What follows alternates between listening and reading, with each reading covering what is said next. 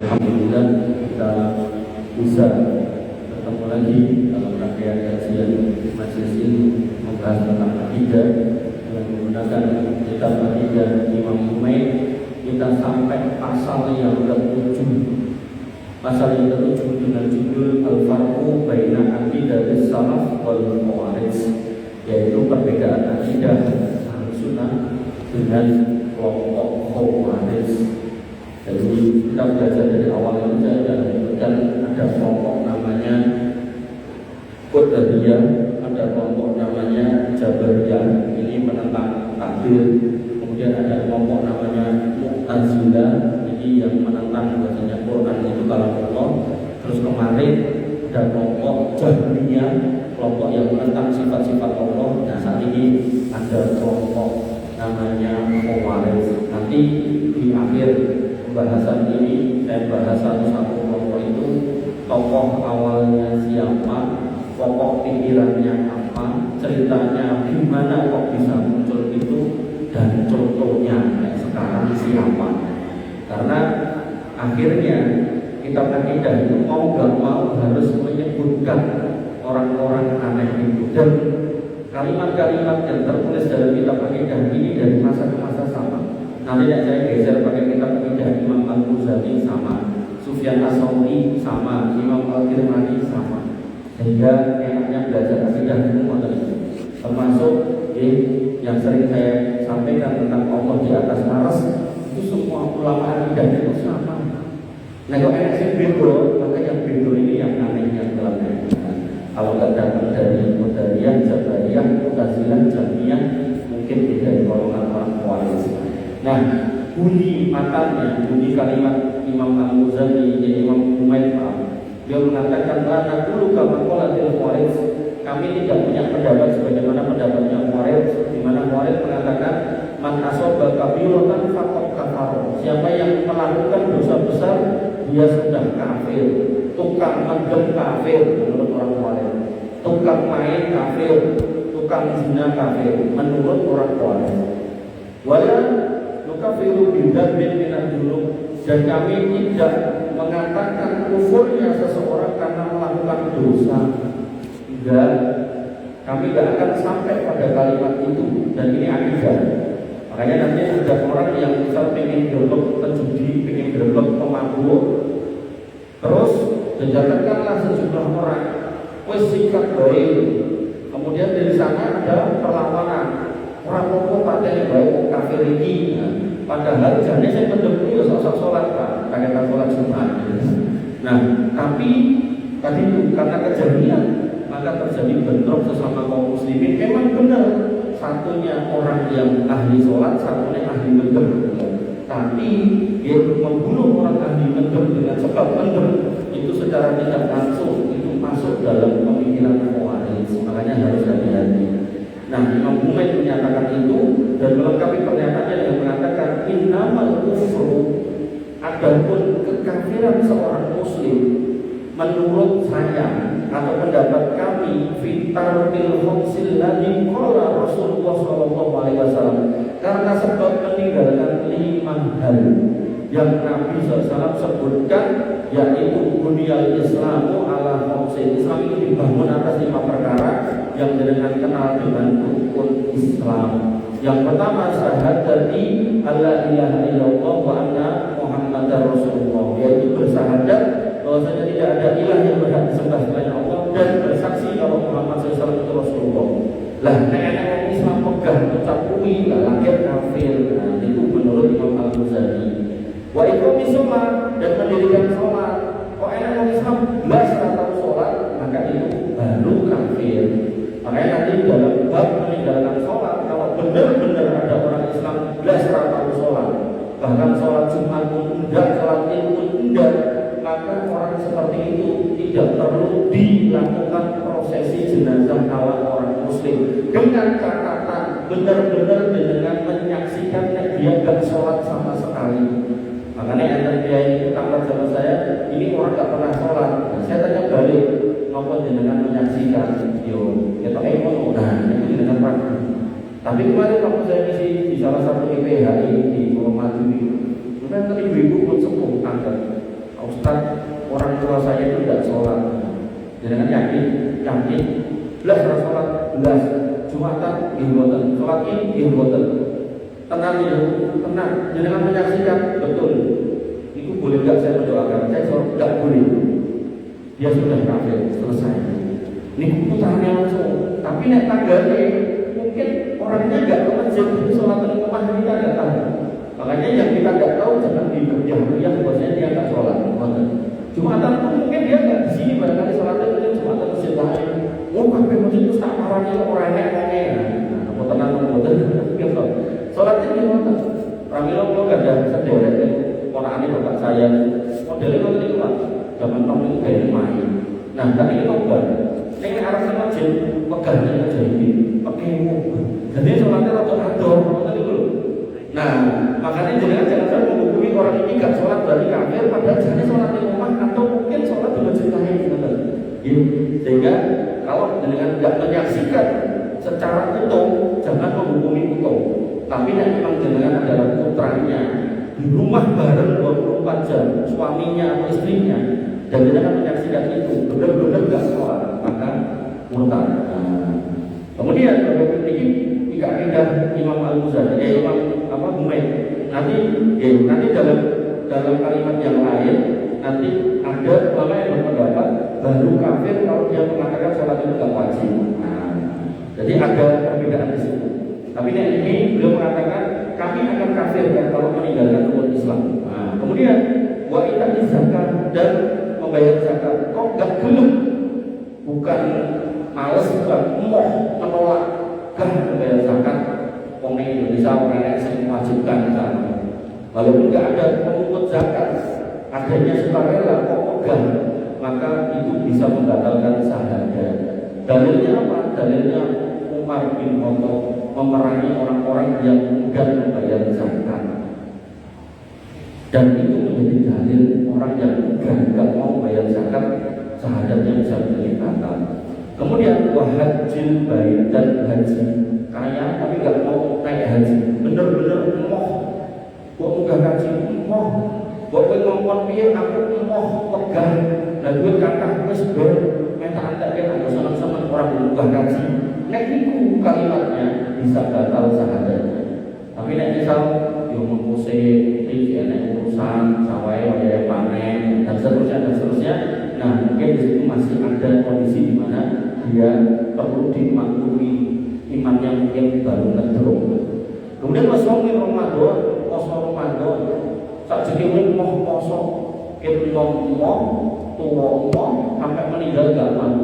Maka Imam Muhammad berpendapat orang seperti itu bisa batal syahadatnya. Bapak Ibu dirahmati Allah Subhanahu wa taala, ini kalimatnya ringkas agar kita jelaskan. Disebutkan kenapa kok tidak dikafirkan orang yang melakukan dosa besar, karena memang Allah hanya menyebutkan kekafiran dosa tidak bisa diampuni itu hanya dosa kesyirikan. Allah Subhanahu wa taala berfirman dalam surat An-Nisa ayat 48, "Innallaha la yaghfiru an yushraka bihi wa yaghfiru ma duna dzalika liman yasha." Sesungguhnya Allah tidak akan mengampuni dosa syirik. Berarti dosa syirik itu tidak dibawa mati, tidak ada ampunan. Cuma nek pelaku syiriknya itu sadar waktu masih hidup, mungkin umur 80 sadar, oh jadi aku jadi dukun biar salah, lewat dukun biar salah, saya aku tobat. Nah tobat itu seminggu kok meninggal, maka insya Allah itu diampuni. Maka ayat ini maknanya yang dosanya dibawa mati. Nah, makanya dalam Allah Imam Ibnu Katsir berkata, "Fihi raddun 'alal waris wal mu'tazilah fi takfirihim bidunub." Ayat tadi bahwasanya yang tidak diampuni dengan dosa syirik itu menjadi dalil yang menyangkal, menolak pendapat orang-orang Khawarij dan Mu'tazilah yang mereka mengkafirkan para pelaku dosa. Fa inna Allah Ta'ala akhbara annahu yaghfiru ma duna syirki liman yasha. Karena Allah akan mengampuni dosa selain syirik buat yang dikehendaki. Jadi ini namanya sinten sing tanggal itu. Edwin, betul tahu ya.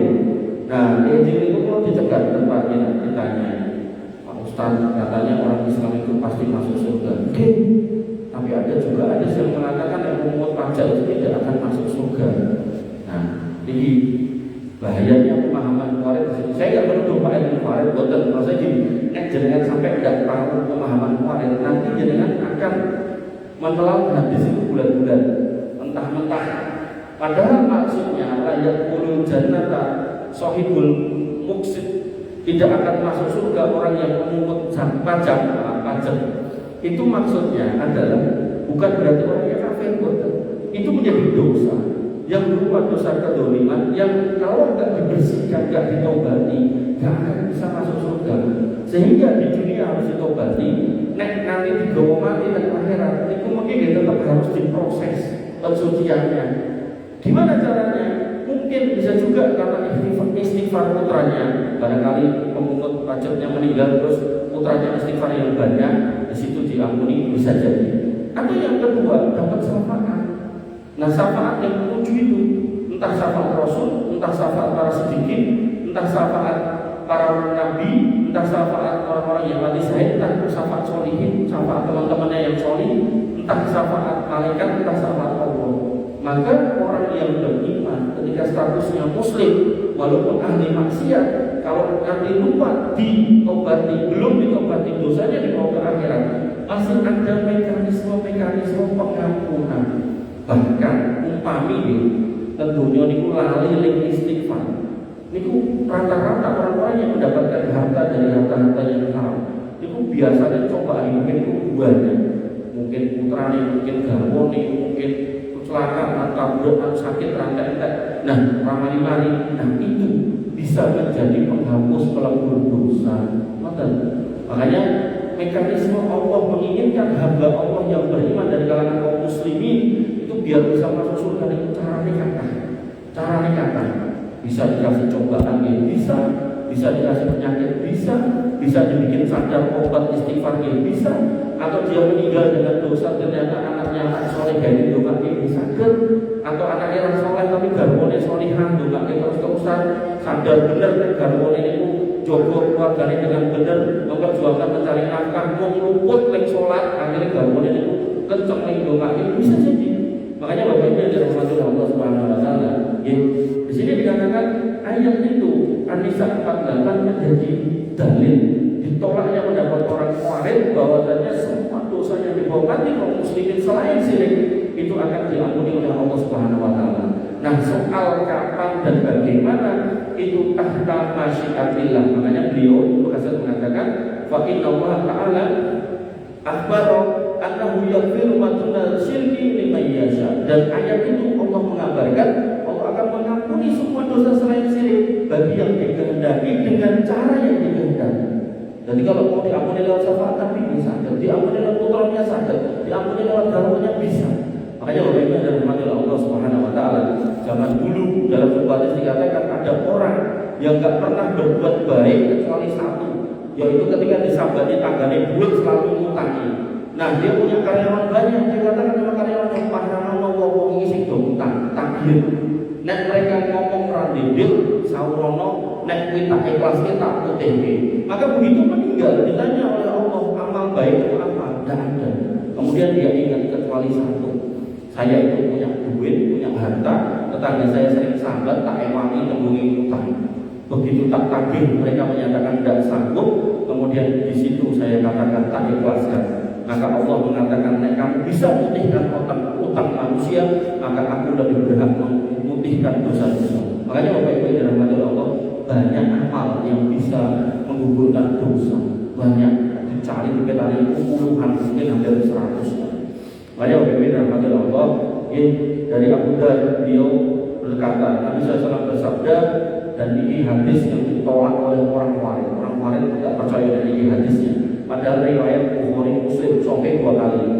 Beliau bersabda, "Man qala la ilaha illallah wa mata 'ala dzalik dakhala jannah." Siapa yang hidupnya bersaksi kalau tidak ada ilah yang disembah selain Allah dan umat Islam, dan dia mati di atas itu, wala tamutunna illa wa antum muslimun, mati sebagai orang Islam, dakhala jannah, wajib mlebu surga. Kuntu, aku bertanya, wa in zana wa in sarqa. Walaupun dia di dunia pernah berzina, pernah maling, qala wa in zana wa in sarqa.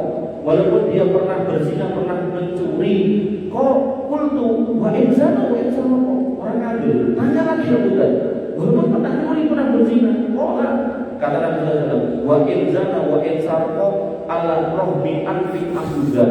Walaupun dia mencuri, walaupun dia berzina, walaupun Abu Dhar dia senang. Jadi Abu Dhar itu seorang sahabat yang sangat menjaga jangan sampai terjatuh dalam kemaksiatan, makanya dia menghabiskan hari-harinya dengan ibadah sampai bojonya itu tidak digagas, Pak.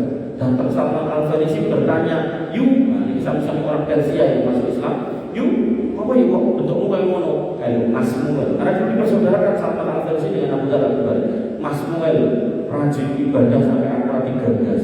Kemudian ditemuilah Abu Dhar, kemudian Abu Dhar di situ sedang sholat. Kemudian Salman Al-Farisi mengatakan, "Saya Mas, begitu sudah istirahat juga, kok koyo ini model." Kata Abu Dhar, "Aku pokoknya pengen ngebekti marah Gusti Allah tok." Kata Salman Al-Farisi, "Inna alaika hakun, pada dirimu ada hak, wa fi badanika hakun, dan dalam badanmu ada hak." Terusnya ibadahnya oleh Reno, "Wa fi ahlika alaihi hakun, dan pada keluargamu juga ada hak." Dan ini yang dibujui, enggak mau jangan ngobrol, jangan cerita.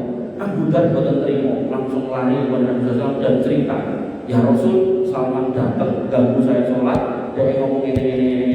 Ketika itu tadi, pripun pada panjenengan, sedulurmu benar, kowe sing salah." Makanya Bapak Ibu dirahmati oleh Allah Subhanahu Wa Taala, dalam konteks Abu Dhar Al-Ghifari yang sedemikian taat kepada Allah, niku ketika dijawab oleh Nabi, masuk surga itu orang Islam Abu Dhar, mau tenang, mau geng, mau laras, walaupun dia mencuri, walaupun berzina, walaupun nyuri berzina. Walaupun mencuri berzina, walaupun mencuri dan berzina, walaupun mencuri dan berzina, sampai 3 kali itu. Walaupun mencuri dan berzina, walaupun kowe rasa tetap bakal masuk surga. Cuman hari kok nek lali tobat dibersihkan. Makanya catatan buat kita, mumpung masih hidup, mumpung masih besar, jangan banyak PR. Nek dulu pernah melakukan kedoliman sama orang lain, minta halalnya, minta ikhlasnya. Nek dulu pernah membuli orang lain, minta maafnya. Nek dulu kita pernah melakukan dosa, menegak minuman keras, bertobat yang sebanyak-banyaknya.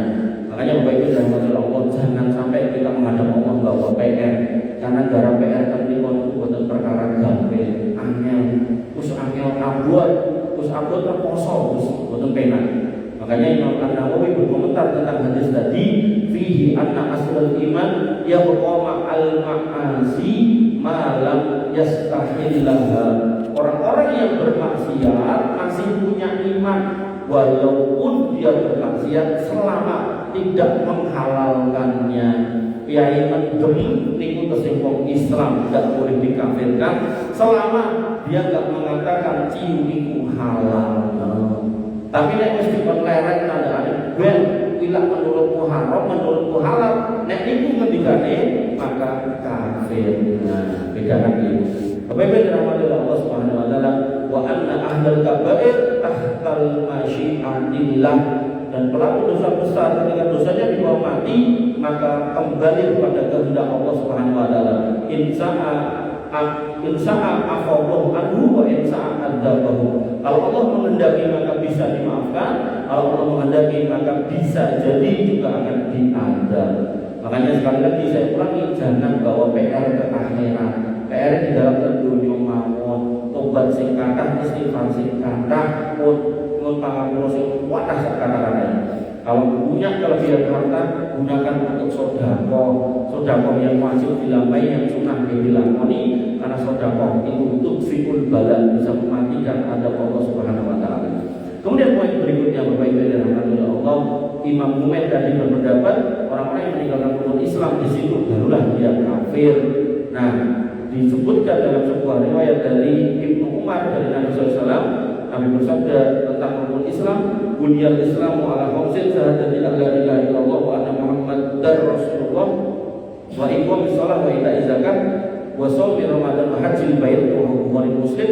Nah, Imam Ibnu Rajab Al-Hambali berkata, fa hadhil khamsu hiya arkanul Islam. 5 hal inilah yang disebut dengan rukun Islam. Faman tarakaha hajidan jahidan, barang siapa yang meninggalkan dengan penuh penolakan, pengingkaran, fakot kafir, sudah kafir.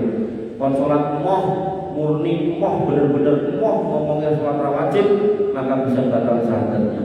Wa man taraka takasala fa huwa fasiqun tahtal masyiah.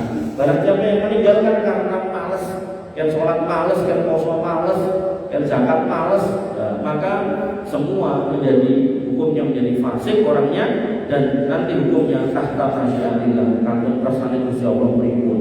Nek kersa diampuni, nek boten diandal.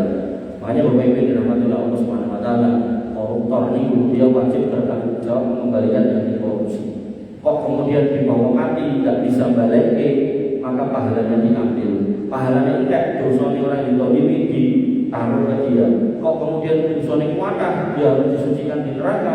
Nah, di neraka pun kalau Allah kersolami ngami, nek kersane sekedap bisa sekedap tahta masyiatillah. Sing intine koruptor itu salah koruptor, ada potensi mlebu surga ora kira-kira ini. Tapi nek korupsi kemudian mulai kafir, neraka kekal ditambahi adab tentang korupsi. Maka Bapak Ibu dalam hati Allah, ini bukan berarti membenarkan korupsinya orang Islam, ya sama juga. Cuma kalau bisa jangan dilakukan. Nah, kemudian poin yang ketiga tentang iman dan dosa besar. Disebutkan oleh Imam Ahmad bin Hanbal, beliau berkata, "Man qala innal imana yazidu wa yanqus fa huwa min ahli sunnah." Siapa yang mengatakan iman itu bisa naik dan turun, itulah ahli sunnah. Jadi enggak kemudian dipalongin dan demi kafir, enggak. Saya selalu katakan iman itu ya kayak baterai atau kayak botol yang ada air ini. Ini nek nembe kebak, berarti imannya nembe kebak. Nek imane nek toyone tujuh kelong setengah, berarti imannya kandang setengah. Nah, kembali iman itu dengan amal sholih, yazidu bi ta'ah, dengan kesolihan, dengan ketaatan, majelis ilmu, zikir, wirid, sholat itu kembali. Nah, ketika ini yang kita ayat diminum. Nah, dalam konteks dosa, maka dalam konteks iman, maka turun karena maksiat, mendem niku ngelongi. Ini botol kemudian menyebabkan kafir. Nek kafir itu paling dasar botol ini dibuat. Nah, ini botolnya tersekat, yaitu hati kita, iman kita. Makanya ketika kita itu setiap hari banyak maksiat, iman itu turun terus, Pak. Turun terus. Nah, makanya Allah wajibkan untuk cercas itu seminggu sekali sholat Jumat ditinggalkan. Harapannya mungkin medut munggah mulai. Nah, terus selain sholat Jumat sehari 5 kali yang sholat. Nanti tambah rapat kali yang isi. Oh, diisi seminggu bisa mengenai duit pokean. Nah, penting mau dengan isi. Duhur, asar, maghrib, isya, subuh, naik lagi. Uniku ternyata kesimpulan tambahin sholat sunnah. Nah, sholat sunnah ba'diyah, qobliyah, sholat sunnah witir, sholat sunnah tahajud, sholat sunnah duha. Nah, kata Nabi Allah berfirman, sapa wong sing nglakoni wajib-wajib aku mencintainya, tambah berseneng meneh nek kemudian menjalankan yang sunnah-sunnah. Nek niku dirutinkan sampai dia mendengar dengan pendengaranku, dia melihat dengan penglihatanku, dia berjalan dengan kakiku, dia memberikan dengan tanganku. Ini nek wong sufi seneng biasa. Wah, berarti manunggaling kawula Gusti boten. Maksudnya apa? Dijelaskan oleh para ulama, mata melihat dengan mata Allah, mendengar dengan telinga Allah, yang mendengar Allah maksudnya jenengan enggak akan mendengar sing elek-elek, jenengan enggak akan melihat yang jelek-jelek, jenengan enggak akan makan yang haram-haram, jenengan enggak akan berurusan dengan orang-orang jelek. Alam nurin min Allah, di atas hidayah bimbingan dari Allah. Nah, itu semua hanya bisa didapat dengan majelis ilmu. Wa nurullah la yudalil asi, dan cahaya Allah di majelis ilmu tidak akan sampai kepada orang-orang yang bermaksiat. Makanya maksiat itu wis botolnya kosong, tutupnya ditutup, jadi mlebu hidayah susah, akhirnya gersang. Begitu sudah gersang, kerumuan dan akhirnya niku wong ahli maksiat. Sekali-kali yang masjid dalam rangka pipis kalian beol, pipitan motoran, terus wah, akhir kejejek ngomong ini sih, ngoten. Makanya kalau sebuah-sebuah mriki niku akan barang kalian bocil-bocil sing kuring niku lho. Wah, ajeng tentang mangga, ajeng tentang pudi, itu mangga ning kemarin kula nggih mangga. Sosokan kula lek-lekan pas niki sosok kantuk kula mangga ning kemarin. Boleh koyo boleh nopo ya jeneng melek. Nah, ketemu mereka subuh, ada subuh, ada kalau bilang ada. Nek sholat maghrib itu masih bisa kita udur, mungkin dijamak karo isya. Sholatnya mengko rada muni jam 09.00 jam 10. Nek subuh gimana dengan masih udur? Oh, Pergi sholat subuh itu kok pas waktu duha nggak boleh, nggak ada mundur. Mau nggak mau nek dengan di pesantren ini ada biaya seturi, kok dalam subuh itu kudu ning masjid. Nek duhur itu kesimpulannya sholatnya di jamaah asar masih boleh, tapi nek subuh nggak bisa. Itu dijok wae sholat subuh jam 11 nggak boleh, belum masuk waktunya. Makanya dengan ada putra yang sedang touring, nah itu dicek touringnya di apa dalam pas subuh telepon lagi ini kemarin apalagi di masjid, lagi di masjid insya Allah aman. Tapi saya pak ada ini kemarin pesadang gendang ke masjid, maka itu insya Allah lebih baik. Nah, Imam Ahmad mengatakan demikian. Wa man qala innahu la yazid wa la yanqus fa huwa mubtadi'un. Orang-orang yang mengatakan pelaku dosa besar itu imannya tidak bisa naik, tidak bisa turun tapi hilang, maka itulah orang-orang yang keliru disebut sebagai ahli bid'ah, itu orang salah. Nah, kemudian Imam Al-Barbahari rahimahullah berkata, "Man qala innal mu'mina idza adnaba kafar." Siapa yang mengatakan kalau orang beriman itu berbuat dosa dia kafir, faqad syabahal khawarij, maka dia telah berkontaminasi pemahaman khawarij. Wa man qala innal maksiata la tadur, dan siapa yang mengatakan orang yang bermaksiat itu tidak ada masalah dengan imannya, imannya tetap saja, faqad syabahal murji'ah, maka dia seperti orang-orang murji'ah. Jadi ada kelompok sesat tadi Qadariyah, Jabariyah, Mu'tazilah, Jahmiyah, Khawarij, niki ada murji'ah. Jadi murji'ah itu wong mendem, wong rasolat, wong mulai main, wong zina, imane tetap orang bakal kewong, nek semen terus. Nek Khawarij begitu berbuat dosa hilang kafir langsung. Nah kita di tengah itu namanya ahlu sunnah. Ahlu sunnah itu bingung. Nek kowe maksiat iman kewong, nek kamu taat iman naik, ngoten. Bukan kemudian mengatakan tidak ada pengurangan, juga bukan mengatakan kewong kafir sampai hilang. Nah, itu orang murji'ah. Nah kesimpulannya, begini kesimpulannya ahlu sunnah tidak mengkafirkan pelaku dosa besar selama tidak menghalalkan dosa itu.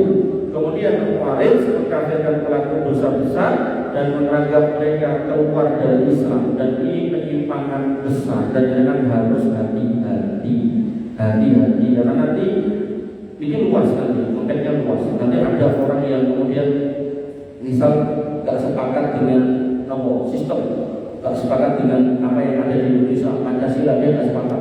Oh berarti Pancasila kafir, berarti tentara tauhid, berarti PNS tauhid, macam itu. Nah, ini utuhan nih. Akhirnya nanti memicu munculnya terorisme, bom dan seterusnya.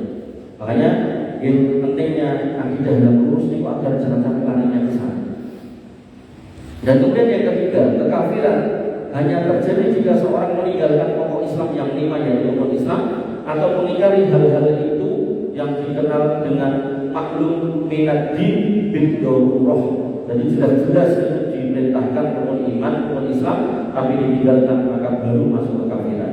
Sehingga yang keempat, iman menurut ahlu sunnah, rangkaian yang ada di dalam hati berupa keyakinan, yang diucapkan berupa oleh lisan, yang diamalkan dengan perbuatan, dan dia bertambah dan bertambah dengan ketaatan dan berkurang dengan kemaksiatan.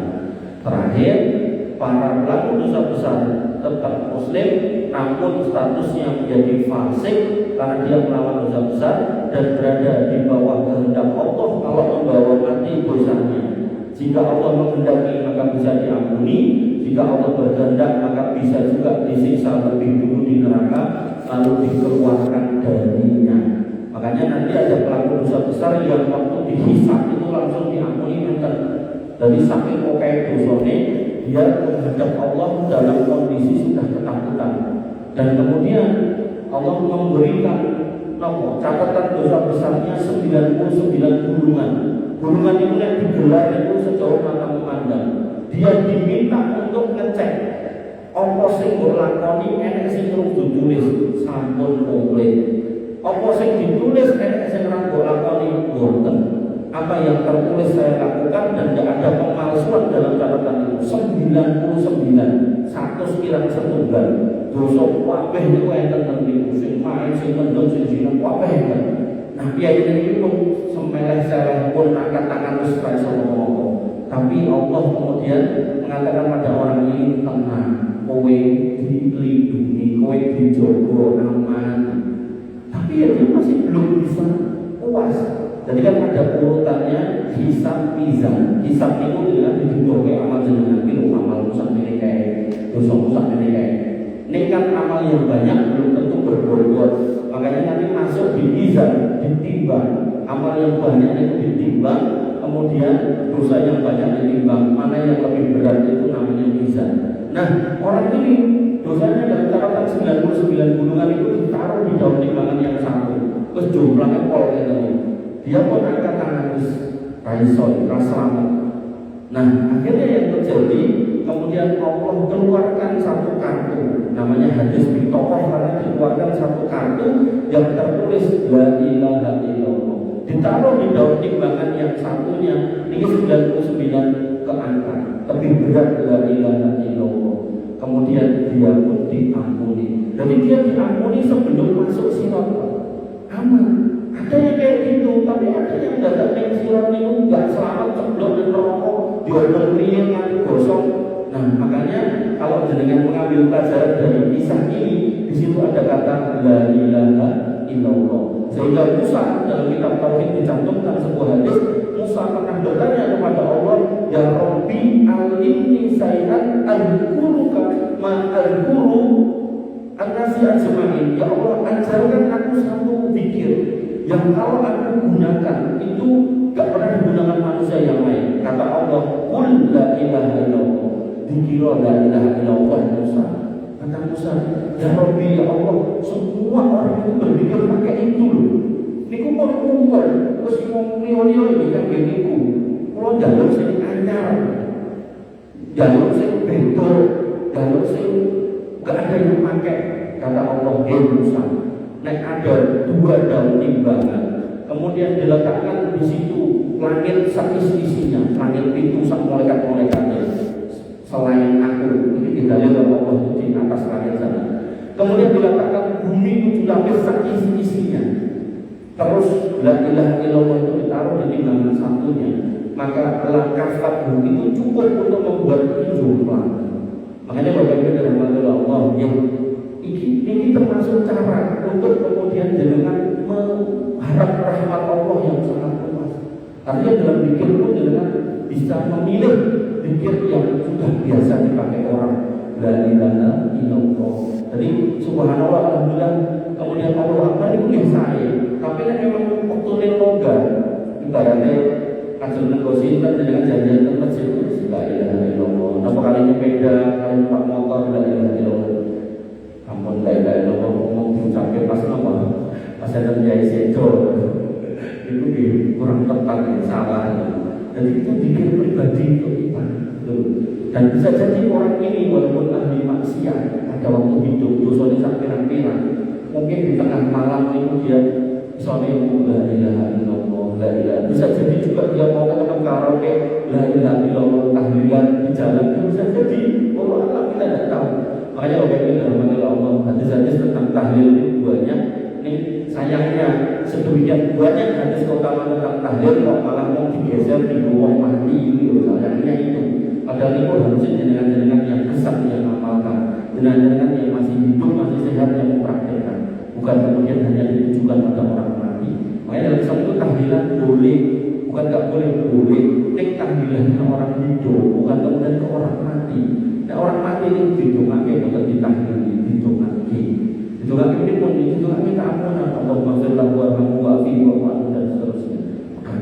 Dan yang paling wajib itu putranya, keluarganya, karena dia yang tahu tentang orang itu. Maka wabillahi perkataan sambut rampung bab yang ketujuh ini monggo. Kalau misalnya orang berbuat dosa, kemudian sudah dihukum, walaupun misalnya kalau orang mencuri dipotong tangan tapi tidak, itu apakah sudah menurut Allah sudah diampuni? Jadi tidak anu lagi. Sudah hapus. Betul. Kedoliman ada tiga. Kedoliman yang selesai antara dirinya dengan Allah, yaitu dolim kepada Allah berupa kesyirikan, dolim kepada diri sendiri berupa kemaksiatan, mabuk, kemudian judi, pokoknya tidak merugikan orang lain. Nah, ini cukup dengan diistighfari. Walaupun nanti berkonsekuensi tidak dihukum dan penjara, maka ini selesai juga di akhirat. Misalnya, enten orang berzina, ya, berzina. Lalu berzina itu nek tele Indonesia itu hukumnya kan kalau yang saya tahu pasalnya itu delik aduan. Nah, anak wedok berzina dengan wong lanang. Pak Era terima dilaporkan ke polisi. Nah, bisa dihukum nih, dihukum di dunia. Tapi dia kemudian istighfar terus. Nah, insya Allah tengah akhirat benar-benar aman. Tapi dolim yang ketiga yang urusannya dengan orang lain, maka dia harus minta halalnya dari orang lain. Dan dalam konteks yang dengan tanggalkan tadi, misal mencuri berarti kan dia dicuri harta orang lain, gitu. Maka dia harus mengembalikan kepada orang lain itu apa yang dicuri. Makanya saya itu sering mencontohkan diri saya sendiri. Umpamanya saya itu gaji saya 10 juta. Nek setahun 110, terus kalau korupsi 5 miliar, terus kalau dihukum 3 tahun, baru menjalankan 2/3 masa tahanan, kalau bebas dapat remisi. Terus dari 5 miliar itu cuma tak kembalikan 1,5 dengan alasan yang 3,5 pun telas, maka hakikatnya nanti di akhirat saya tetap akan ditanya 3,5 itu. Nah, 3,5 ini uang rakyat. Nah, tinggal rakyat yang mana? Atau rakyat Solo misalnya. Maka rakyat Solo akan didatangkan ngantri. Makanya saya sampai ceritakan ini dalam artian diri biar dengan bisa berpikir lebih dalam bahwasanya nek memang irone mengko harus bertanggung jawab ora iso baleke wis ora usah aneh-aneh. Nek wong sak mikir boten, mikire penting aku iso entuk sik. Akhirnya korupsinya koyo-koyo nanti triliun-triliunan. Padahal niku nek kon baleke ora kalah sanggup. Soalnya duitnya dibuat kelas, terus mungkin pas dapat ini didum-dum. Jadi dia sendiri pun juga gak ngantongi sebanyak itu. Kasus pertama ini, pertalite itu yang dijual pertama itu hampir 1.000 triliun. Itu nek pelakunya kan baliknya gak bisa. Buat umpama ini mungkin enten undang-undang perampasan asetnya dilumpuhin, betul cukup baliknya 1 triliun. Kayak kan? Makanya Bapak-Ibu yang dirahmati Allah, dengan kasusnya dengan tanyakan tadi mencuri, maka dunia sudah menghukum dia harus kembalikan. Nah, kalau dia sudah kembalikan dan yang dicuri sudah beres, sudah ikhlas, maka insya Allah keikhlasan itu menjadi sebab diampuninya di akhirat. Tapi kalau belum, maka tetap akan dihitung dengan skema seperti itu. Pahalanya dijualan, pahala dan dosanya itu barternya sebagai pengganti masalah yang dibuat di dunia. Makanya Allah mengingatkan larangan tentang memakan harta orang lain dengan cara dolim, larangan memakan harta anak-anak yatim, gitu kan.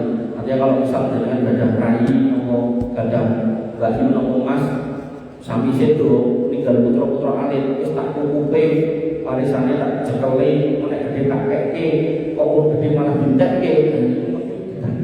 Ditanya sawah dipulat dulu kemana? Itu tak mau orang ganti nanti ngetek sawah. Itu pertanyaannya. Nah, ternyata enggak mau orang ganti putranya dia enggak boleh. Jadi apa yang menjadi hak si yatim ini boleh dipakai selama tidak menghabiskannya. Jadi kalau kemudian misalnya, oh ibu saya dan loro, wong siji mangane misal sekali makan 20.000, kemudian dengan mundut selangkung, nah 5.000 itu dengan melu menikmati, tidak apa-apa. Tapi nek bocah mau di 20 dengan mundut luwih dari itu, nah tidak boleh. Atau mungkin dari makanan 20.000 itu kok ada sisa, dan yang bocah radilan makan betul kelas oh ya wes tidak om ya tidak apa-apa ya. Jadi jangan sampai kemudian anak yatim ini harus dijaga tapi malah dibully. Dan hari ini banyak orang-orang mencari sumbangan untuk kemudian menganiaya anak yatim. Alasannya menikahi anak yatim. Makanya pentingnya kejujuran setiap muslim dalam hidup agar jangan sampai membawa masalah di akhirat. Maka teman-teman boleh cekap. Bapak-Ibu yang dirahmati oleh Allah, niku pelajaran akidah kita. Insya Allah nanti saya jelaskan lebih detail tentang kelompok-kelompok yang sesat tadi itu, dan itu nanti menjadi cikal bakal kelompok-kelompok. Nah, bocorannya, nek kemarin niku hari ini sing ketok moto, benar-benar ketok moto niku LGBTI, niku benar kemarin. Dari mulai dia mengatakan orang yang tidak berbaikat dengan kami kafir, dari mulai najis, kemudian terus niku benar kemarin asli. Makanya orang-orang kemarin ini jadi kaya wong PKI tinggal nunggu momen nek kalau senjata cacahe akeh terjadi kudeta. Kudune pemerintah itu hati-hati untuk orang-orang yang masuk dalam pemahaman Khawarij.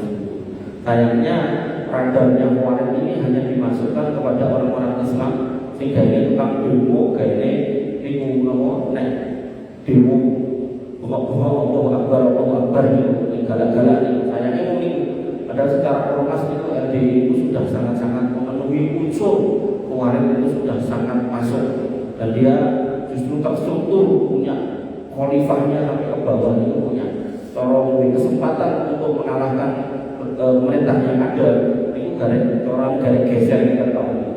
Makanya